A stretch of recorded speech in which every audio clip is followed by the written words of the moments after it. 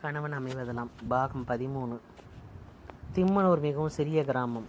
ஊரின் எல்லையில் இருந்தது அவர்கள் வசித்த வீடு. மிகவும் சிறிய ஓட்டு கட்டிடம். பூபதி வேலை பார்த்து வந்த முதலாளிக்கு சொந்தமான வீடு அது. முதலாளிக்கு அவன் மீது நம்பிக்கை, பற்றுதல். மிக குறைந்த வாடகைக்கு அந்த வீட்டை அவர்கள் வசிப்பதற்கு அவர்கள் கொடுத்திருந்தார்கள். குடிவந்த புதிதில் அவரது வசிப்பதற்கு சிறிதும் லாயக்கற்றதாகத்தான் இருந்தது. மாதவிக்கு அதை பார்க்க கூட பிடிக்கவில்லை. வெகு விரைவில் பூபதி அந்த வீட்டை செப்பனிட்டு மிகவும் அழகானதாக மாற்றி அமைத்து விட்டான். சிறிதும் அயராத உழைப்பாளி அவன். ஓய்வு நாட்களை சிறிது வீணாக்காது தானே பழுது பார்க்க தொடங்கினான். ஓடுகளை மாற்றி தரையை செப்பனிட்டு சுவர்களுக்கு ஆரை பூசி வெள்ளை அடித்து கூடத்திலே புதிய ஜன்னலை வைத்து வீட்டின் தோற்றத்தையே விரைவில் மாற்றிவிட்டான். புலக்கடையில் இருந்த புதர் மறைந்து கீரைப்பாத்தியும் மூங்கில் பந்தல் மீது படர துடிக்கும் அவரக்கொடியும் பசுமையாக விளங்கின. அந்தி சாயும் நேரம். அன்று மாதவி தோட்டத்திற்குள் வந்து நின்றாள்.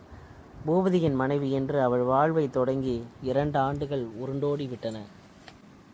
புலக்கடை திண்ணையை அடைந்த மூங்கில் தட்டி மீது படர்ந்து கிடந்த சம்மங்கி கொடி முழுவதும் கொத்து கொத்தாக பூக்கள் கற்றுடன் கலந்து கம்மென்ற வீசிய மலரின் மனம் மாதவியின் நினைப்பை எங்கேயோ இழுத்து கொண்டு ஓடியது. புதிய மனைவியுடன் வாழ்க்கையை தொடங்கிய பூபதி மறுநாளே தோட்டத்தின் ஒரு பகுதியை கொத்தி சமனாக்கி தன் கரத்தினால் சம்பங்கி கொடியை நட்டான். மாதவி அவன் சொற்படி ஒரு சொம்பு தண்ணீரை முகந்து கொண்டு வந்து பாத்தியில் வார்த்தாள். நாம் இருவரும் நட்டு நீர் வார்த்து பயிராக்கும் இந்த கொடி ஒரு வருடத்திற்குள் நம்ம வீட்டு கூரையின் பெரும்பாகத்தை வியாபித்து கொண்டுவிடும். கொத்து கொத்தாக மலரும் பூக்களின் மனம் கூடத்துக்குள் வந்து தவழும் அப்போது என்று சொல்லிவிட்டு மனைவியின் அருகில் நெருங்கி அவள் முகவாயை நிமிர்த்தி மாதவி என்றான் ஆசையுடன். அப்போது நம் செல்வ மகன் கூடத்து தரையில் நீந்தி கொண்டு கிடப்பான். இல்லையா? குழந்தைகள் என்றால் எனக்கு கொள்ளை ஆசை. நமக்கு விரைவில் ஒரு மகன் பிறந்தால். அவன் பேசி முடிக்குமன் அவன் பிடி நின்ற நிலை வேகமாக உள்ளே ஓடிவிட்டாள் மாதவி. கூடத்து தூண் மீது சாய்ந்து கொண்டு நின்ற அவளது உள்ளத்து உணர்ச்சி புயலாக உலுக்கியது. நெஞ்சம் வெடித்து விடும் போல அழகு மெம்மலாக புறப்பட்டு உடம்பை குலுக்கி கொண்டு வந்தது. என்ன மாதவி, நான் என்ன சொல்லிட்டேன்?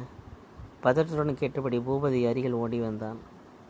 பதில் சொல்லாத தோணியின் மீது முகத்தை பதித்து கொண்டு அவள் குமரி குமரி அழுதாள். தானே மனமாறட்டும் என்று பொறுமையுடன் அவன் நின்று கொண்டிருந்தான். பின்னர் அவளுடைய கைகளை பற்றி அருகில் இருந்த கட்டில் மீது உட்கார செய்தான். கலைந்து விட்டிருந்த கூந்தலை சீர் செய்தான். தன் மேல் தோண்டினால் அவளது கண்ணீரை துடைத்து விட்டான். உள்ளே சென்ற ஒரு தம்ளாரில் குடிக்க நீர் முகுந்து எடுத்து வந்து கொடுத்து உபசரித்தான். பின்னர் அருகில் வந்து அமர்ந்து கொண்டான். மேலே அவளுடைய கரத்தை பற்றி தன்னுடைய கன்னத்துடன் சேர்த்து கொண்டு மெல்லிய குரலில் பேசினான். மாதவி, என்னத்துக்குமா அழுவுற? நான் ஏதாவது தவறு செய்து விட்டேனா? உன் மனசு நோக ஏதாவது செய்து விட்டேனா? என் விதவை தாயார் இறந்த பின்னால் நான் கல்யாண நினைப்பே இல்லாமல் வெகுகாலம் ஒண்டிக்கட்டையாக இருந்து விட்டேன். சரவண ஐயா எங்களுக்கு மிகவும் வேண்டியவர். அவர் வற்புறுத்தலுக்கு இணங்கி சென்னையில் பெண் பார்க்க வந்தேன். பல இடத்தில் பார்த்தேன். எனக்கு ஒருத்தையும் பிடிக்கல. ஏமாற்றத்தோடு ஊர் திரும்ப நினைத்த போது தான் கடைசியாக உன்னை பார்த்தேன். உண்மையை சொல்கிறேன். அது முதலாக என் மனசை கவர்ந்த பெண் நீ ஒருத்தி தான். அவள் குனிந்த தலை நிமிராமல் அமர்ந்திருந்தாள். உன்னை பற்றி சரவண ஐயா மிகவும் சொன்னார், ரொம்பவும் சொன்னார். சின்ன வயசுலேயே உனக்கு ஏற்பட்ட கஷ்டத்தையெல்லாம் கேட்டு என் மனம் ரொம்ப கரைஞ்சு போச்சு. உன்னை கல்யாணம் செய்து கொண்டு ஒரு குறையும் வைக்காமல் சுகமாக உன்னை வாழ வைப்பது என்று அப்பவே முடிவு செய்து விட்டேன். எனக்கு அழகாக ரொம்ப பேச தெரியாது. ஆனால் ஒன்று மட்டும் உண்மை.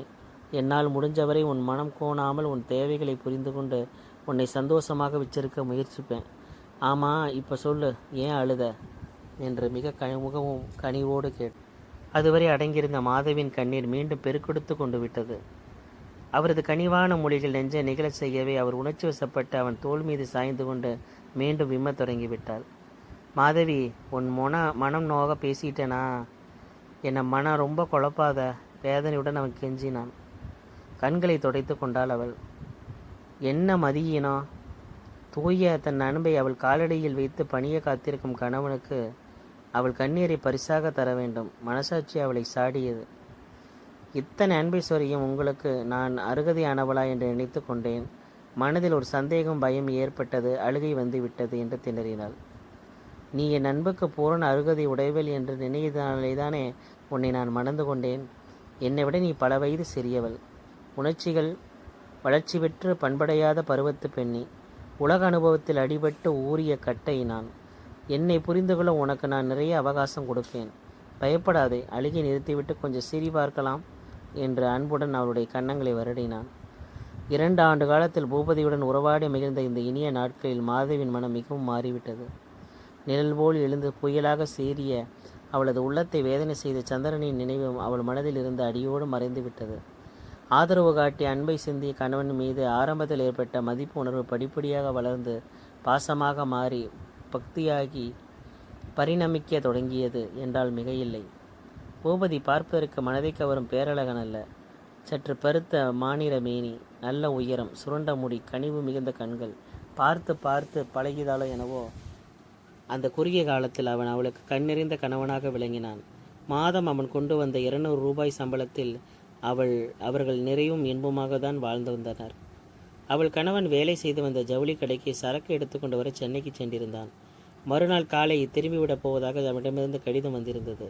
மறுநாள் காலை அவசரமாக எழுந்து குளித்துவிட்டு வேறு ஆடை அணிந்து கொண்டு வாரி முடித்து கூந்தலில் 2 சமங்கி பூங்கொத்தை ஒடித்து சொருகி கொண்டாள். அவனுக்கு பிடித்தமான உணவு வகைகளை சீக்கிரமே சமைத்து முடித்துவிட்டு அவனது வருகைக்காக வாயில் வந்து அடிக்கொரு தடவை எட்டி பார்த்து வேண்டும் என்றாள். கைலாசம் வீட்டுக்கு பூபதி போயிருப்பானோ? தங்கம் அவனை வரவேற்று உபசரித்தாளோ? பரிமளா எப்படி நடந்து கொண்டாள் என்று கவலை மாதவியை உள்ளுர வாட்டி கொண்டிருந்தது. தான் எண்ணியபடி நடக்காது மாதவியை பூபதி மனம் செய்து கொண்டதை தங்கம் அவ்வளவாக விரும்பவில்லை. ஆனால் அதை வெளிக்காட்டி கொள்ளவில்லை. கைலாசம் மனம் உந்து மாதவிக்கு கல்யாண பரிசாக 3000 ரூபாய் கொடுத்தார். தங்கம்மாள் தன் பங்கிற்கு அவளுக்கு சீரென்று எதுவுமே செய்யவில்லை. ஆரம்பத்தில் 2 கடிதங்கள் எழுதி விசாரித்த தங்கம்மாள் நாளடைவில் மாதவியை வேகமாக மறந்தே போய்விட்டாள். காலையில் ஊர் திரும்பியவன் உடனே கடைக்கு போய்விட்டான். இரவு உணவிற்கு பின் தான் கூடத்தில் அமர்ந்து கொண்டு வெற்றிலை மென்று கொண்டு அவன் ஊர்க்கதையை பேச முடிந்தது. தங்கம்மாளுக்கு திருச்சி வெற்றிலை பிடிக்கும் என்று நீ சொன்னது ஞாபகத்தில் இருந்தது. 10 கவுளி வெற்றிலையும் 1 தார் ரஸ்தாளி பழமும் இங்கிருந்து வாங்கி கொண்டு போயிருந்தேன். நான் போன சமயம் கைலாச வெளியே கிளம்பி கொண்டிருந்தார். என்னை அன்பாக வரவேற்று பேசிவிட்டு தான் வெளியே போனார். தங்கம்மாள் என்னை வாசலே உட்கார வைத்து பேசி அப்படியே அனுப்பிவிட்டாங்க. உபசாரத்தை கூட சாப்பிட்றீங்களான்னு கேட்கல. அது சமயம் பெரிய காரிலிருந்து இறங்கிய வீட்டு மருமகன் என்னை ஏறெடுத்தும் கூட பார்க்கல. உன் சகோதரி பரிமளா மாடியை விட்டு கீழே கூட இறங்கல. 2 வருடம் கழித்து போன மருமகனுக்கு இதுதான் கிடைச்ச வரவேற்பு என்று சிரித்தான் அவன். மாதவியின் உள்ளம் பதபதைத்தது. ஆத்திரமும் அழுகையும் நெஞ்சை அடைத்தன. அவளுடைய பெற்ற தாயோ தந்தையோ இருந்திருந்தால் பூபதியை இப்படியா வரவேற்றிருப்பார்கள்? கண்களில் ததும்பிய நீரை கஷ்டத்துடன் அடக்கி கொண்டாள். உள்ளத்தில் அலைமோதிய உணர்ச்சிகளை கட்டுப்படுத்தி கொண்டாள். அண்ணாவை பார்க்கலையா? சரவணன் ஐயாவை பார்த்தீங்களா? பேச்சை மாற்றும் போக்கியில் விசாரித்தாள். பார்க்காமல் விடுவேனா? உன் அண்ணன் சுகமாக இருக்கிறார். யாரை மறந்தாலும் சரவணன் ஐயாவை மறப்பனா? கேட்டுவிட்டு கண்களை சிமிட்டி கொண்டு சிரித்தான். பின்னே உள்ளே எழுந்து நின்று பெட்டியை திறந்து ஒரு சிறு பேலை எடுத்து வந்தான். என்ன கொண்டு வந்தீங்க? நீயா கேட்பேன் இதுவரை காத்திருந்தேன். நீ கேட்க மாட்டேங்கிறியே. ஊர்லேருந்து ஏதாவது பரிசு உனக்கு கொண்டு வந்திருப்பேன்னு உனக்கு தெரியும். நீ படு கள்ளி கொஞ்சலாக கூறிய வண்ணம் பேலையிலிருந்து முத்து மோதிரத்தை எடுத்து அவருடைய இடது கைவிரலில் அணிவித்தான். ஒரு கடையில் இதை பார்த்தேன். எனக்கு ரொம்ப பிடிச்சு போச்சு. கல்யாணத்தின் போது உனக்கு நான் நகை எதுவும் போடலையேன்னு மனதில் உறுத்தல் இருந்துக்கிட்டே இருந்தது. ஆனால் விலையை பற்றி யோசிக்காமல் சட்டுன்னு இதை வாங்கிட்டேன். உனக்கு பிடிச்சிருக்கா? உங்கள் பூரண அன்பை எனக்கு கொடுத்துருக்கீங்களே, அதுக்கு மேலே என்ன வேணும்? நகை புடவைகளுக்கு நான் என்றைக்குமே அதிகம் ஆசைப்பட்டதே இல்லை. இது என்னுடைய அன்பு பரிசு. நகை ஆசை இல்லாவிட்டாலும் எனக்காக ஏற்றுக்கொள். ஆமாம், இதுக்கு பதிலாக நீ என்ன பரிசு எனக்கு கொடுக்க போகிற? வேடிக்கையாக கேட்டபடி அவளை மெல்ல அணைத்து கொண்டான். நாணத்தால் முகம் சிவந்து போனாள் மாதவி. அவனை பார்த்து மென்மையாக புன்னகைத்தாள். நான் ஒரு பரிசு கொடுக்கத்தான் போகிறேன். வெட்கத்துடன் முகத்தை தாழ்த்தி கொண்டாள். இப்பவா? கொண்டா பார்க்கலாம் வேண்டுமென்று வேடிக்கை குரலில் வினாவினான் அவன். அப்படியா? அவசரப்பட்டால் முடியுமா? இன்னும் சில மாதங்கள் கழித்து அப்பாவுக்கும் மகனுக்கும் விளையாட நேரம் போதாதே. உண்மையாகவா மாதவி? பூபதிக்கு மகிழ்ச்சி கட்டுக்கொள்ளவில்லை. எழுந்து உள்ள ஓட முயற்சி செய்து அவளை இழுத்து தன் அருகில் அமர்த்தி கொண்டு ஆர்வத்துடன் இருக தழுவி கொண்டான். இன்பத்தின் சுமையை தாளாது இருவரின் இதயங்களும் வேகமாக துடித்தன. அன்று மறுநாள் பொங்கல், புது நன்னாள். காலை கதிரவனின் பொன்னொளி வீசிக்கொண்டிருந்த கூடத்து தரை மீது வாழை இலையை பரப்பி சூடான இட்லிகளை கணவனுக்கு பரிமாறி கொண்டிருந்தாள் மாதவி. இட்லியை பிட்டு சூடு போக வாயில் ஊதி மடி மீது வைத்து கொண்டிருந்த ஆசை மகன் மணிவண்ணனின் வாயில் ஊட்டி மகிழ்ந்து கொண்டிருந்தான் பூபதி. சின்னஞ்சிறு விரலால் தந்தையின் கழுத்தை வருடி கொண்டிருந்த அந்த பொல்லாத பையன் தன் ஓரக்கண்ணால் தன் தாயை பார்த்து மெல்ல சிரித்தான். இட்லி மீது நெய்யை வார்த்துவிட்டு தலை நிமிர்ந்தாள் மாதவி. பார்த்தீங்களா அவங்க மகனை? எங்கள் அப்பா கிட்ட கேட்டால் எனக்கு எதுவும் கொடுப்பாருன்னு சவால் விடுகிறான். இப்போவே பிடிச்சி செல்லம் கெடுத்து வச்சுருக்கீங்க. பிறகு சமாளிக்க இருவரும் கஷ்டப்படுவோம். அன்புடன் கடிந்து கொண்டாள். என்ன செல்லம் கொடுத்தாலும் என் கண்ணு பயல் ஒரு நாளும் கெட்டு விட மாட்டான். அப்படியே அவன் அப்பாவாக்கும் இல்லையடா கண்ணா? அம்மாவுக்கு நான் உன்னை கொஞ்சத்தை கண்டு பொறாமட வேடிக்கையாக பேசியவன் மகனை நெஞ்சோடு ஆற தழுவி கொண்டான். அவன் ஆரோக்கியத்தின் வடிவமாக கொழு கொழு வென்றிருந்த மணிவண்ணன் பிஞ்சு கரங்களை நீட்டி பூபதியின் கழுத்தை பின்னும் இறுக்கமாக கட்டி கொண்டான். மென்று விளங்க முயற்சித்த இட்லியை தந்தையின் முகத்தில் பூசி ஆசையுடன் முத்தமிட்டான். அந்த இன்பத்தின் கிளுகிழப்பு பூபதியை மெய்சிலிர்க்க செய்தது. அப்பா, நீ நல்ல அப்பா, மழலையில் குளறினான் குழந்தை. அது கேட்க தகப்பனுக்குத்தான் எத்தனை மகிழ்ச்சி. இடக்கரத்தை நீட்டி மாதவி பற்றி இழுத்து தன் அருகே உட்கார வைத்து கொண்டான் அவன். இன்னொரு சிறு இட்லி துண்டத்தை போட்டு வற்புறுத்தி அவள் வாயில் போட்டான். இந்தா, உன் பங்கும் கொடுத்து விட்டேன். இனி என் மகனுடன் சண்டை போடாத, தெரியுதா? வேடிக்கையாக அவள் கன்னத்தை கிள்ளி விளையாடினான் அவன் கணவன். இது என்னங்க, விடுங்க, இது என்ன விளையாட்டு? குழந்தை எதிரில் என்று சினிங்கினாள் அவள். ஏன் கூடாது? உன்னோட வாழ்நாள் முழுவதும் விளையாடி கொண்டிருக்க திட்டமிட்டிருக்கிறேன். மணிவண்ணன் பெரியவனாகி படித்த பட்டம் பெற்று நல்ல நிலைக்கு வரும்போது இந்த பூபதி தலைநிறைச்சி நடத்தல்லாடு கிழவனாகி போய் விடுவான். ஆனாலும் அவனுக்கு மாதிய மேலே இருக்கிற அன்பும் ஆசையும் இன்றைக்கி இருப்பது போல் அன்னைக்கும் அப்படியே பசுமையாக தான் இருக்கும். சந்தேகமாக இருக்கா அவனுக்கு? கேலியாக கேட்டவண்ணம் அவள் கரத்தை சற்று வலுவாக தன் பக்கம் இழுத்து மெல்ல அணைத்து கொண்டான். மாதவிக்கு கட்டுக்கொடுக்காத மகிழ்ச்சி, கட்டுக்கொள்ளாத மகிழ்ச்சி, பெருமையும் கூட. சமையலறையில் எனக்கு எத்தனையோ வேலை, விடுங்க, நான் போக வேண்டும். மெல்ல தன்னை விடுவித்து கொண்டு எழுந்து உள்ளே சென்றாள். பூபதியும் அவளும் மன வாழ்க்கை தொடங்கி ஆண்டு 5 வருடம் ஓடி சென்று விட்டது. அன்று போல் இன்றும் அதே விளையாட்டு, அதே பரிகாசம், அதே பூபதியாக மாறுதலே என்று இருந்தாள். அவள் கணவன் வேடிக்கையாக என்று அவன் ஒரு நாள் கூட அவளிடம் கடுமையாக பேசினதில்லை. அவர்கள் வாழ்க்கையில் சண்டைகள், சச்சரவுகள், காரமான பேச்சுகள், ஏசல்கள், கண்ணீர்கள் எதுவும் தலை காட்டிக்கொள்ளவே இல்லை. தலை காட்டியதே இல்லை. கோபமாக பேச தெரியாதவன் பூபதி. அவன் முன் முகத்தை செணுக கூட மனம் வந்ததில்லை. அவனது வாழ்க்கையை இனிதாக அமைத்து கொடுக்க வேண்டியது தன் கடமை என நம்பினாள். ஒழுக்கத்தின் உறைவிடமாகவும் அன்பு மனைவியாகவும் அவள் இருக்க பெரிது விரும்பினாள். அதிலிருந்து சிறிது பிறழ்வதை கூட அவள் உள்ள விரும்பவில்லை. அப்படி நினைந்தால் உயிர் அகன்றுவிடும் போன்ற ஒரு நிலையை அவள் அடைந்து விட்டிருந்தாள். இதைதான் கற்பு என்று கூறினார்களோ பெரியவர்கள். தனக்குள் எண்ணி பலமுறை அவள் வியந்ததுண்டு. சரவணன் அவளிடம் ஒரு முறை விசாரித்தார். அன்பின் ஆழத்திலிருந்து பிறப்பதுதான் கற்பு என்னும் தென்மை. அவர் சொன்னதின் பொருளை அவள் இப்போது நன்கு உணர்ந்து கொண்டு விட்டாள்.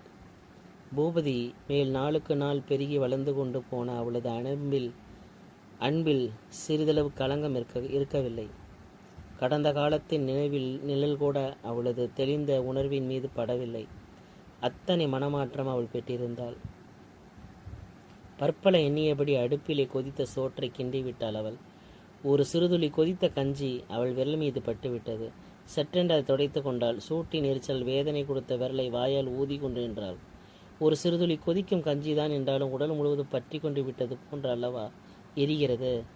ஒரு சிறு பொறிதான் ஊர் முழுவதும் எரிக்கும் கொடுமை அதற்கு உண்டோ? இந்த எண்ணம் அவளை எங்கெல்லாமோ இழுத்து சென்றது.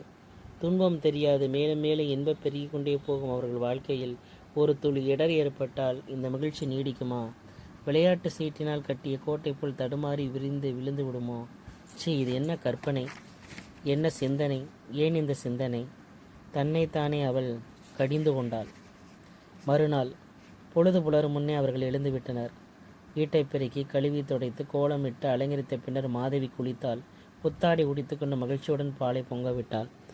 வாயிலுக்கு மாவிலை தோரணம் கட்டிவிட்டு தலைமுழுகி புதிய வேட்டி சட்டை அணிந்து கொண்டான் பூபதி.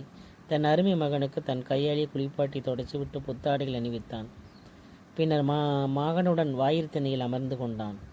பூசைக்கு எல்லாவற்றையும் ஆயத்தம் செய்து விட்டு கணவனை கூப்பிட வாயுபுரம் வந்தாள் அவள். தந்தை மண்டியிட்டு யானையாக திண்ணையில் ஊர்ந்து கொண்டிருந்தான்.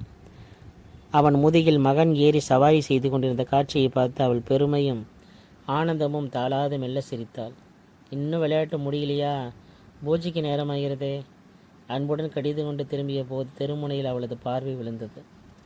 வெகு தொலைவில் தெருவில் பூ வந்து கொண்டிருந்த அந்த மனிதனின் நடை பழக்கமானது போல காணப்படவே அவள் வியப்புடன் பார்த்து கொண்டு நின்று விட்டாள்.